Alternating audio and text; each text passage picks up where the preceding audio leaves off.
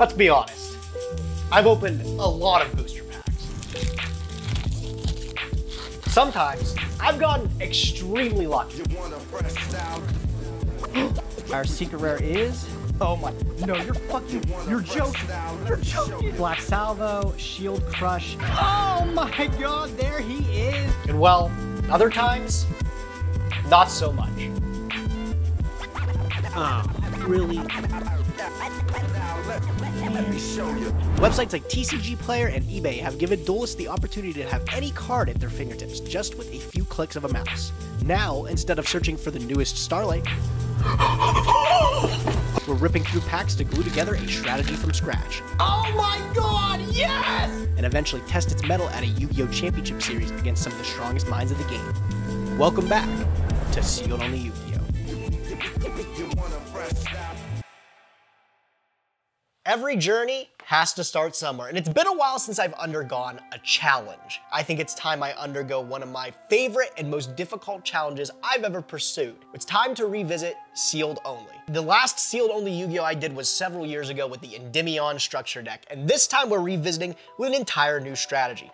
Today we're going to be cracking open Structure Deck Albaz Strike, released April 19th of last year. Now make no mistake, even though this structure deck was released an entire year ago, it is still extremely powerful, one of the best contenders of the meta right now.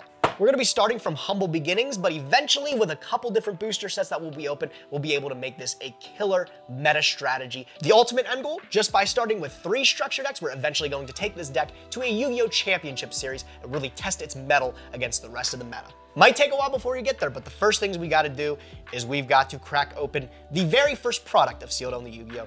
I'm gonna be honest, I didn't open much of this. I really didn't have that much of a desire to play the Albaz deck on release. When this deck came out, I'm pretty sure it was like Prime Therian format, and in the midst of that, I was rocking the Sun Avalon deck. But I think now, looking at all the releases we've had recently, this is definitely the best deck to pick when going into a Sealed Only Yu-Gi-Oh! Challenge. From what I know, there's a lot of really insanely good reprints in here too. You can just tell by the pictures, man. Ghost Ogre and Snow Rabbit, Pot of Extravagance.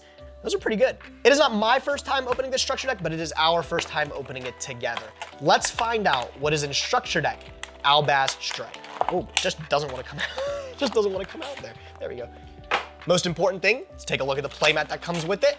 Will we be rocking this at our very first local? The answer is no. All right, then here's the structure deck. A little over 40 cards to accommodate for the extra deck. I'm excited to crack it open and see what's in there. Look at that, Mercurier right at the front. That's a banger. I've played against many Albaz decks in the last few years here, but I've actually never sat down and played the deck for myself. We'll hopefully learn this together. We'll build a little something to start with. Mercurier, pretty strong though, from what I know. Nice little negation if we control a fusion monster, definitely gonna be playing that. And I've also heard that Spriggan's Kit is pretty strong too. Not traditionally in the final builds of Albaz, but this is one that we're gonna probably play early. The Golden Sword Soul, strictly a lore card. Nobody plays this one, but Mirror Jade is the all-star of the extra deck here, man. Not only does it allow us to stick with our core strategy of sending from the extra deck to the graveyard to trigger effects, but it also just banishes a card of the field. Does that target? And then Lubellion also does it pretty well too. I think it's kind of serving the same purpose where Lubellion allows us to get into Mirror Jade. Definitely gonna need a couple copies of those. And Branded Fusion is the way we bring them all out. Branded Sword is also another card that I'm pretty sure sees a lot of play in these decks, as well as Retribution, which is a pretty solid counter trap from what I know. Following Albaz, centerpiece of the deck. Definitely happy we're gonna have 3 of him. We're gonna be putting 3 of them in the deck. And Albion is also extremely important too, from what I remember. I think this card's like an upstart goblin. Ooh. Fleur-de-Lis in here too. Red MD, I gotta be honest, I didn't realize there was a lot of dragons in this. Isn't like safer in this? Chaos Dragon Levineer, a nice common print for an incredible card, dude. And then what's behind him? A Radiant, the multi-dimensional kaiju. Really giving us a couple different options for removal to get rid of big threats. This might come in handy for the first few times at locals here. Might be the wave. Artifact Scythe. Ooh, that's miserable, bro. Can we resolve this with the deck? White Dragon Ravelbuster, and behind it is the Black Dragon Collapse Serpent. Nice little pair. Do you know these are at 3 in Master Duel? It's kind of crazy. Starliege Safer, like I said, really big reprint in this deck here, being able to search dragons out the deck, like Levianeer or Red MD, not too shabby, and then a Keeper of Dragon Magic, which allows us, I'm pretty sure, to get Polymerization, if that's what I remember. Yeah, that's exactly what it does. Ooh, Summoner Monk. That's a great card. Really great Yu-Gi-Oh card. And a hand trap, Ghost Ogre and Snow Rabbit. We actually pulled this, I think, in our collector tin that we opened last season. Now, a lot more accessible in the very first set we're cracking open. And an ooh, right behind it too, I didn't even realize. An Effect Veiler as well. These are gonna be nice to have at 3 in the deck, I'm not gonna lie, that's pretty cool. Omni Dragon Brotar to get more of those dragons out, and then behind it, we got some spells finally. Branded Lost is pretty good from what I remember. I think it's a one of most decks. Pretty much allows us to fusion summon with impunity. Yeah, see, I kind of know what these cards do. Then we got a Fusion Gate, an interesting choice for polymerization. Fusion Recycling Plant. Fusion Substitute. OG Zodiac players know how good this card was. Gold Sarcophagus. Great card to be able to thin out their deck, maybe if we can last 2 turns, which doesn't seem too likely up against like a Tier Element or a Sprite deck. And then behind it, a Pot of Extravagance. Not too bad. I don't know if we want to be randomly banishing our extra deck monsters though, especially since we have so few of them. And I want to, oh man, solid. Called by the Grave. These structure decks have really come a long way. Behind that, Dark Ruler No More too, like I said, on the back of the card, great board breaker. Tikaboo, there can be only one. Man, getting Floodgates in this deck too must be nice, must be nice. Great Floodgate to pick up early. And Dimensional Barrier right behind it too. Again, shows a testament of the time this card was released when Link monsters were not a thing. Waking the Dragon, in case we want to, cheese our opponent if they Lightning Storm us or something like that, I guess. And then on to some of the extra deck fusions that we have. We have a couple of common ones here. We have a Titaniclad, we have a Brigand. A lot of these like fringe ones from the extra deck, I'm not sure what they do, but I'm pretty sure they're just going to be extra like banishes, right? Behind that one, we have a Sprine, the Iron Dash Dragon, Albion, the Branded Dragon. This one is super important, I do know that. And then a couple of tokens to wrap it up in the back here. Does this deck even summon tokens? That is all the contents of a single Albaz Strike deck, but we've got 2 more of these bad boys to crack open. Let's bust these open, pick out the good stuff, and we'll build something decent.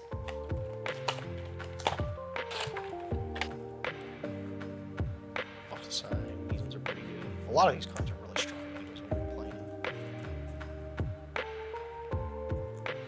All right, we busted the boxes open, and it looks like we have our initial list for sealed only Yu-Gi-Oh! This is what we're gonna be taking to our tournament today. If we want to really compare it to last season, this is leagues better than our initial Endymion deck. We'll be profiling today's deck on the new Optimal Wave 6 Dawnwalker playmat. Optimal Wave 6 is now live on optimal.shop. If you want to grab yourself a shirt or this playmat in particular, go check it out. Everything is available now worldwide, and I'm very happy with it. Check it out. They're beautiful stuff.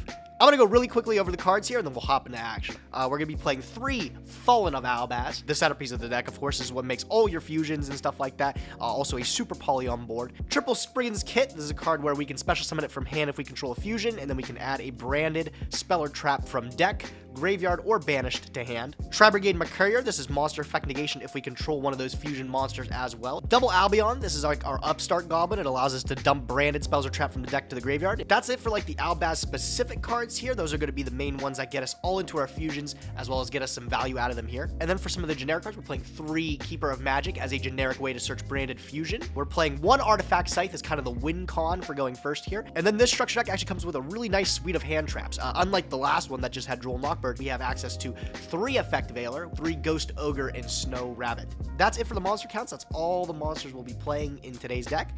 On to the spells. We have 3 of the centerpiece, Branded Fusion. We want to be seeing this as quickly as possible. This is going to allow us to be able to eventually get to Mirror Jade by going through Lubellion. So important, integral card for the strategy. Definitely want to find multiple ways to see it. This deck comes with Pot of Extravagance, which is fine. It comes with a full 15 card extra deck count. A lot of them are worthless. There's like 9 of them that we really want to keep, but Extravagance is fine. 2 more cards is definitely going to help us out. 2 Branded Lost. You pair this with Branded Fusion and your opponent can't negate it. Kind of like a magical meltdown for the Branded deck here. Really good. And then 1-0s, we play 1 Branded in white as another fusion spell, a Gold Sarcophagus to be able to, if we last 2 turns, see any card that we want from the deck, and then a Call by the Grave, of course, to stop our opposing hand traps. Trap cards, we're playing a few of them. Kind of the cheese is the back to the front here. You pair this with Artifact Scythe.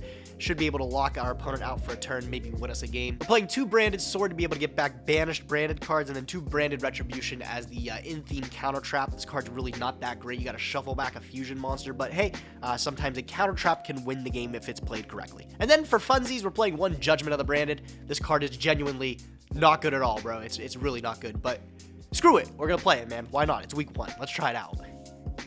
The extra deck, we're playing 3 copies of Mirror Jade, which is the boss monster of the deck that we want to be able to summon. This is the best disruption in the deck. It allows us to send things from the extra deck to the graveyard to then banish monsters our opponent controls. Really strong, powerful card. We want to be making this off of Branded Fusion, but to get there, we have to bridge through Lebellion. Pretty easy material to make. You discard a card, and then it allows you to fusion summon into the Mirror Jade here. You also play 3 Albion, because this one is, it requires a light monster, which can allow us to send Artifact Scythe from the deck. Not only is it another way to fusion climb, but during the end phase, it allows us to set a branded spell or trap from our deck to the field. So once we get branded in red or something like that, it's obviously going to become a lot better. At the moment, it's nothing too special. And then for the last ones, we're playing just literally extra targets, 2 Brigand, 2 Sprine, and then 2 Titaniclad. That's it for the extra deck. On to the side deck. We actually have a nice 15-card side deck to work here. We have triple Radiant, the multi-dimensional kaiju, being able to tribute over any of our opponent's boss monsters that might be a problem.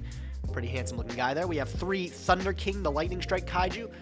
Same kind of purpose, but if we have both of the Kaijus, we give ourselves this one. And then all of a sudden we have a 3,300 guy on the field. He's not too shabby, you know? This deck came with 3 Dark Ruler No More, which in the context of this format isn't anything too special. Pretty generic. Good card to have. I'm not going to complain. And then we have some trap cards. We have 3 There Can Be Only One. Against the right deck, could be a blowout. Sword Soul, good luck. And then 3 Dimensional Barrier. Again, against the right deck, could be a blowout. Pretty good for a 15-card side deck. Not bad. Lots of really good utility cards to be able to side in against the right matchups. Hopefully it pays off well, you know? So that's what we're taking to locals today. I guess our next step is we got to get this deck battle ready. Let's sleeve them up. Last season, we sleeved up in my favorite sleeve, Player Choice White. Unfortunately, those sleeves cost a fortune to get now because they're not printed anymore. But I have found a new love, and that is the Dragon Shield Whites. Normally not a fan of matte sleeves, but hey, we got to use white sleeves for a clean slate. I think that's what I said last time, right? What better than Player's Choice White? White for a clean slate. All right, we are all sleeved up and ready to go. Let's box this bad boy up. Let's get the locals. Back at the old stomping grounds, top deck cards in the games. This time, I'm not behind the counter as an employee. I'm a player this week. I know the people at this locals here, and they bring their A game. It's definitely not the easiest place to debut the sealed only deck, but if I can come out with even 1 win of a game, I feel like I did my job here. I want to remain optimistic. If you compare to sealed only 1, our initial deck is leagues better than it was back then. But if you want me to be terribly honest, I feel like today's going to be a swift 0-2. I'm pretty much going in blind. But hey, we'll figure it out. Just like we did season 1, hopefully we can come out on top. Gonna expect to be 5 rounds of locals today, but I don't think we'll finish them all. Let's hop in, see how we do. Here you go, Joe. Entry today. I'm ready to duel, bud. I'm ready to duel. All right. Any other card? Who's addicted to the card? All right, round 1. The very first OTS packs of sealed only. It's number 20. We have a chance to pull an ultimate rare Fallen Albaz. Be pretty nice if we could, couldn't it? Sign of good things to come, possibly. Let's see how lucky we get here. No imprint on the back. It's a super rare. What do we got? Blackwing, Armed Wing. God, Simo's always with me, bro. Never leaves me alone. He never leaves me alone. And Gadget Gamer, bro. Pack number 2. Anything clutch coming up here? Doesn't look like an ultimate rare. Shame. Zombie Stein. Armed Wing.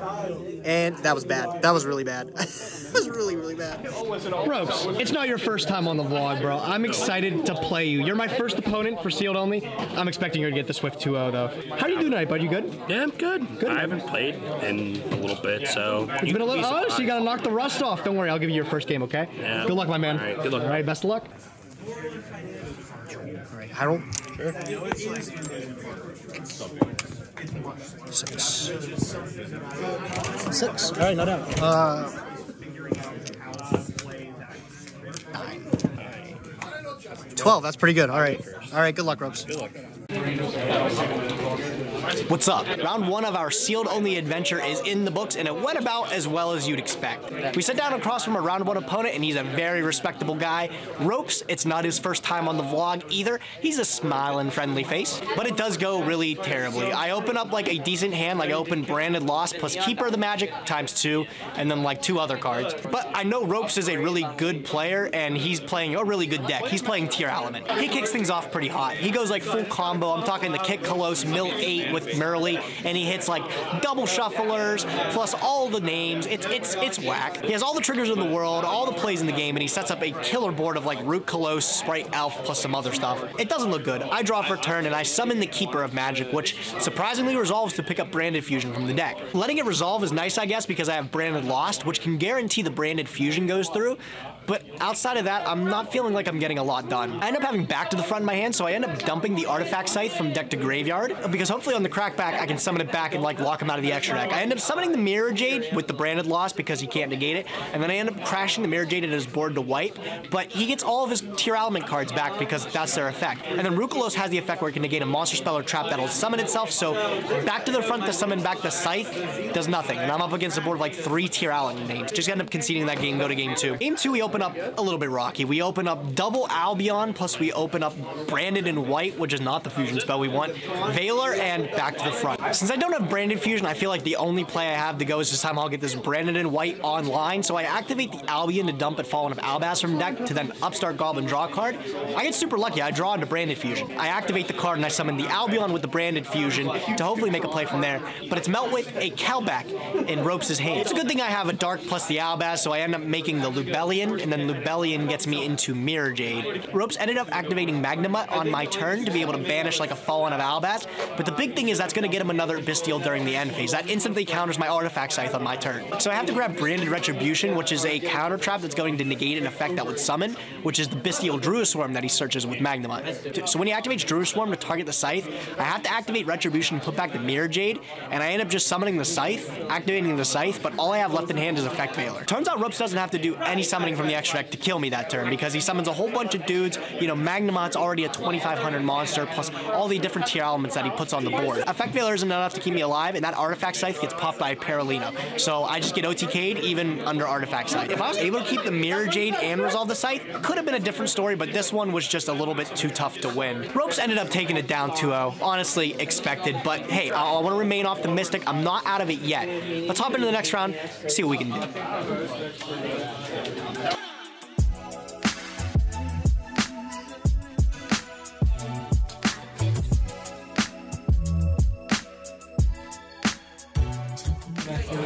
Hey Joe, can you give me some of those tins right there?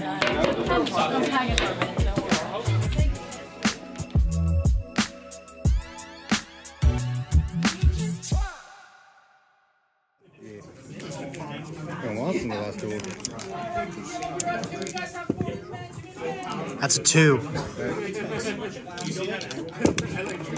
You pick. I'll go first. All right, good luck, Sean. Let me cut you. All right, good luck.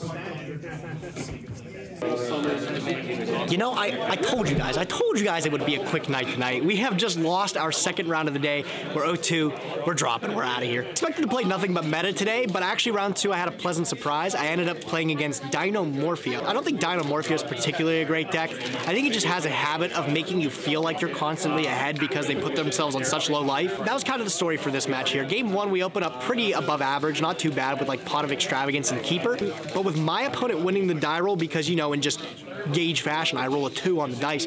I am petrified when I see a set 5 pass. I have a whole bunch of cards in the side deck to be able to deal with the board. Cards like There Can Be Only One, different amounts of Kaijus, Dark Ruler no more. The board is somewhat manageable, but the one thing that the Albaz Strike deck does not come with is it doesn't come with Spell or Trap.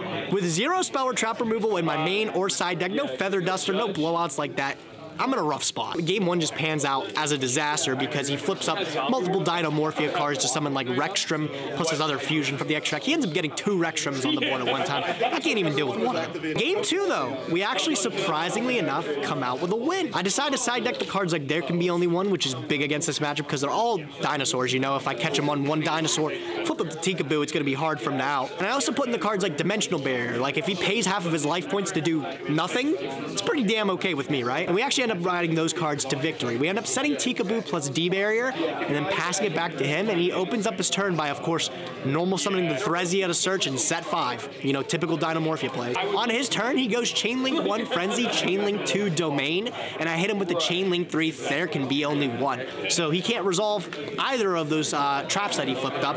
No cards are getting fusion summoned. He's stuck with his level 4 on the field. And he ends up outing the Tikaboo, but I have another D-Barrier in the clutch, and I top-decked Branded Fusion to keep me in the game. Game 3 ended up being a nightmare, a literal nightmare. Opponent ends up starting in typical Dinomorphia fashion. He throws down a dude and sets like 3 traps and passes his turn. I actually don't end up opening too shabby. We got Extrav in the opening hand as well as Branded Fusion, Effect Veiler, Retribution. It's looking good. I opened the turn with the card that I have to, and that is Pot of Extravagance, and it's actually met by a Solemn Judgment, removing half of my opponent's life points, but it does stop me from getting 2 draws. However, seeing that get negated, I'm pretty peachy, bro. I throw down that Branded Fusion expecting it to go through, and I get met with another Solemn Judgment.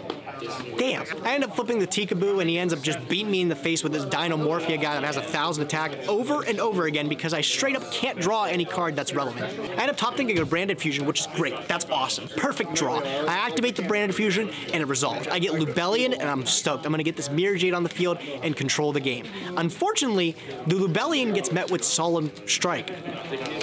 The game gets kind of to a stalemate when I flip back to the front to bring back the Lubellion in defense position for 3,000 because that's really all I can do. So I'm sitting on this 3,000 booty until he ends up flipping Ferret Flames, which, wow, that card's wild. Send things on the field to the graveyard till it's equal or less than his life points, which is like 200. I gotta remove everything from my board. From there, I have no other plays. He's just beating me in the face with his Dinomorphias, and I lose to literal, like, level 4 beatdown. It's kind of sad. This matchup was already gonna be impossible because there is 0 spell or trap removal in the Albaz Strike structure deck. It just doesn't exist in it. We're hopefully gonna have better luck pulling stuff from like the Megatins or ancillary sets that we open later on down the line. Like I said, today was gonna be rough anyways. Didn't matter what I was playing. I was gonna have to work for any wins I got. So we're just gonna take it on the chin, come back next week, hopefully better with a new strategy and hopefully some new cards under our belt. I'll see you guys then.